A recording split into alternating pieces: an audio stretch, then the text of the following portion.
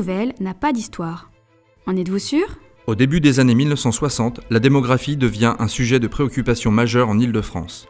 En 1965, afin d'éviter le développement anarchique de la région parisienne, le général de Gaulle demande à Paul Delouvrier d'organiser ce développement. C'est ainsi que l'État décide de créer les villes nouvelles. 5 d'entre elles sont créées autour de Paris. La petite dernière s'appelle Melun-Sénart. Elle est officiellement née en 1973 et constitue une OIN, Opération d'intérêt national. Elle comprend alors 18 communes. Savigny-le-Temple verra ainsi sortir de terre les premières opérations de type ville nouvelle, dans le quartier de Plessis-le-Roi, et plus précisément dans le lotissement des Îles. Nous sommes arrivés à Savigny-le-Temple en avril 1974. On habitait à Paris et on n'arrivait pas à trouver de logement.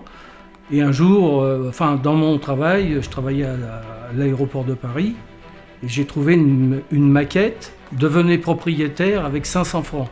Donc je me suis inscrit en 70 et on a attendu jusqu'en 74 pour avoir le terrain. Donc on nous a appelés pour choisir le terrain et on est venu à Savigny-le-Temple en 74. L'ambiance était bonne, très très bonne entre les voisins, elle était superbe.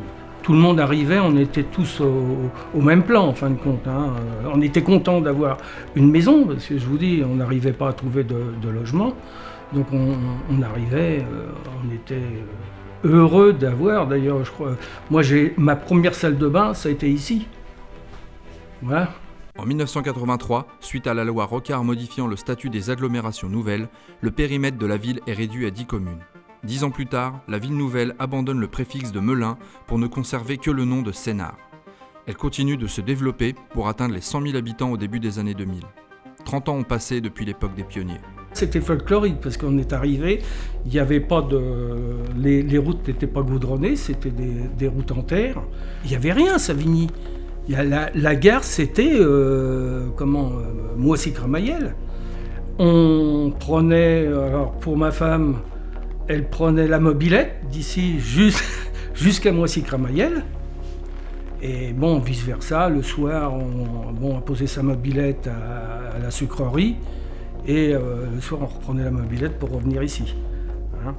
Les commerçants, c'était soit le boulanger qui passait, le charcutier, le boucher.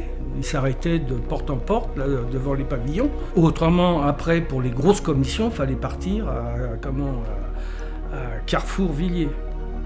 Autrement, il n'y avait rien. Je voulais venir à la campagne, alors pour moi, c'était pas un dépaysement, non. Non, et puis on s'évadait de la ville. Aujourd'hui, Sénart continue d'attirer de nouveaux habitants à la recherche d'un cadre de vie agréable et équilibré. Son développement maîtrisé en a fait une ville très attractive tout en restant un territoire privilégié pour les amoureux de la nature, à seulement 35 km de Paris.